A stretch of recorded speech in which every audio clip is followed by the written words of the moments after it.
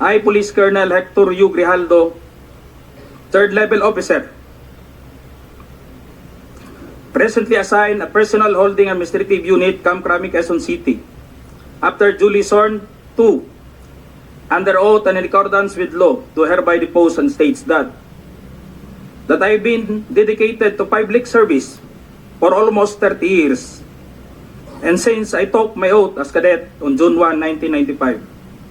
On October 16, 2024, I was again invited as a resource person in the 9th Joint Public Hearing of Committees on Dangerous Drug, Public Order, Safety and Human Rights, and Public Accounts of the House of Representatives scheduled on October 22, 2024 at 9:30 a.m.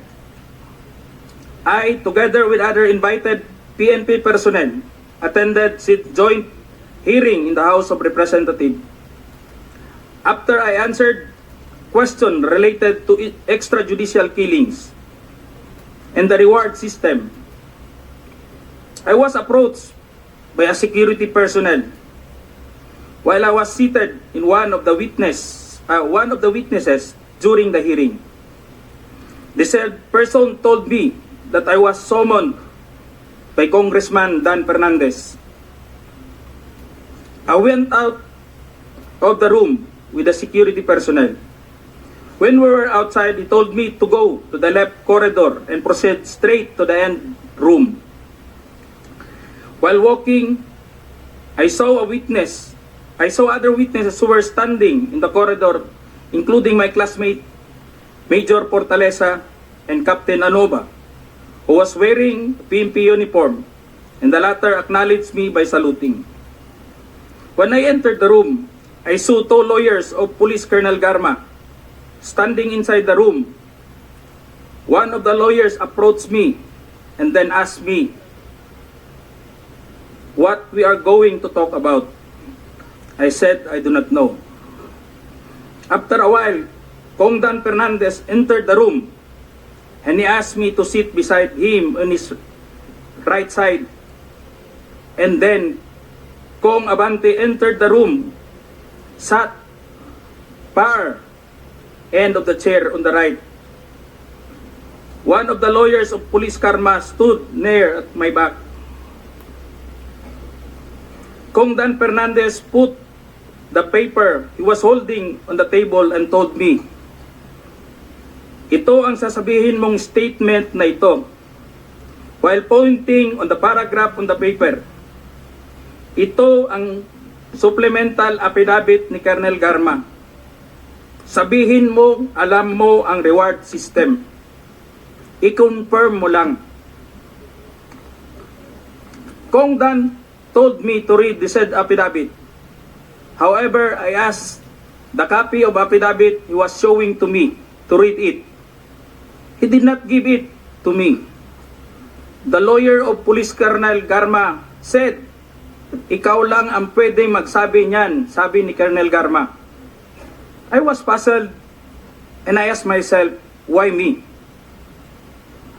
I respectfully told him that I cannot confirm. They are saying as I have not read the affidavit. We went silent for a while. And then Kong Dan Fernandez said, while holding the affidavit, "Saan ka pwede?" "Dito, noong 1999, about DDS, alam mo to, pulis ka na sa Davao nito." I politely told him that I was not still with the PNP because I was working with the Bureau of Jail Management and Penology in 1999 that time. After some time, Kong Abante asked me how many years do still I have with the PNP. I answered, I still have 4 years before my retirement. Then he made a remark, "Pwede ka pang maging general." I humbly responded to him, "Masaya na ako sa ranggo ko, sir. Pagkatapos nito, sir, uuwi na lang ako at magtatanim na lang ako ng kamote sa amin." The cordial conversation between us continued. And I felt that they wanted me to convince me to do what they wanted me to do. Then Kong Abante asked me where I serve as a chief of police, to which I answered, Mandaluyong City Police Station. Kong Abante then persuaded me by saying, ikaw naman Colonel, ganito na lang, alangan namang walang insidente o pangyayari sa panahon na yon. I answered, and I served as a COP in Mandaluyong during the COVID-19 pandemic, and there were less crime committed. And we did not receive any reward from anyone. I added that we only received funds, additional MOA or support fund from the Peace and Order Fund of the LGU. I then respectfully told Kong Dan Fernandez that anybody can debunk my statement if I confirm the testimony of Colonel Garma about the DDS in 1999, since I was not a member of PNP at the time. And I have no personal knowledge as to the reward system. Additionally, I said, the work of the policeman are noble and requires great sacrifice, even without the reward or award. It is our moral obligation and a call of duty to serve our country and people.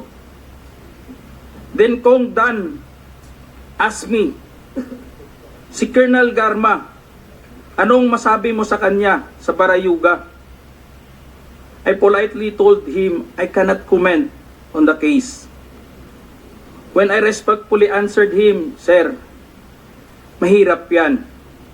Kasama kami sa nag-iimbestiga at hindi ko alam kung anong kinalaman niya at may investigasyon din sa amin, baka ma-incriminate ako, sir.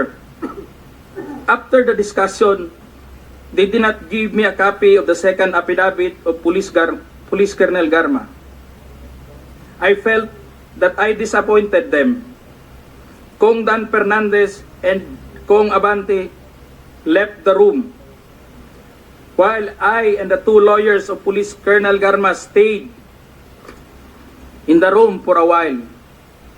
I presume that they are about to present the second affidavit of Police Colonel Garma. I asked the two lawyers of Police Colonel Garma why they have chosen me. They did not answer me and just stared at me. And that I went back to the hearing room. When I went back to the hearing room, I immediately called the attention of Police Colonel Lito Patay, who were sitting behind the witness table. We proceeded at the back of the lobby area when they suspended the hearing. I confided and discussed to him what happened in the room with Kong Dan Fernandez and Kong Abante and the two lawyers of Police Colonel Garma. That's all, Mr. Chair. Thank you, Colonel Grijaldo. What motivated you to speak before this committee?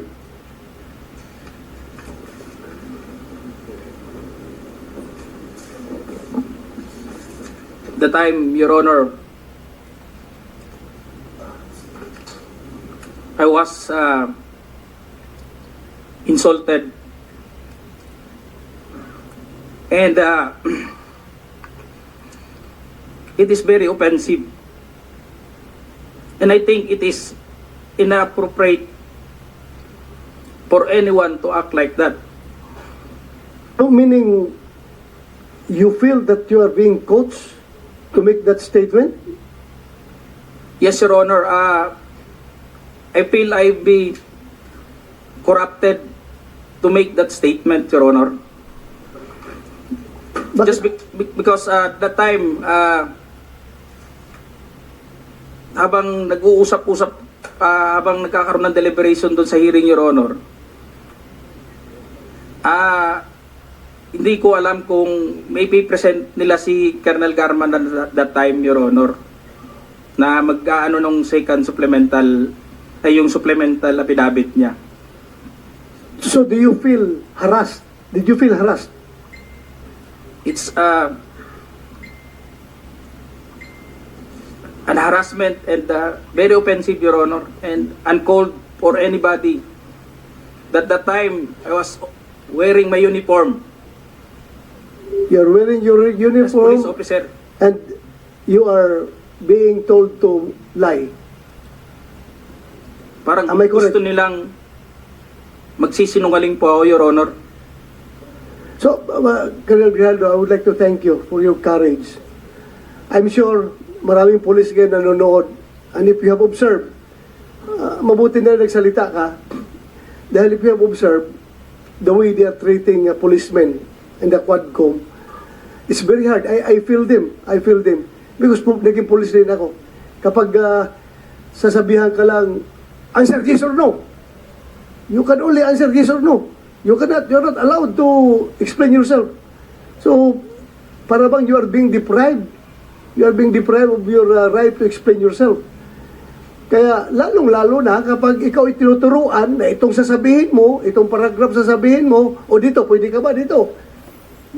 So, that's very inappropriate and it's very irregular for a lawmaker making an investigation in aid of legislation to make that kind of approach to a resource person na parang pinipilit na itong sabihin mo, iko-coach ka, ito, pwede ka ba dito? Para lumalabas na meron talaga silang preconceived na goal na kung anong dapat lang mahit dito, kaya ginaguide yung magiging statement mo. Am I correct?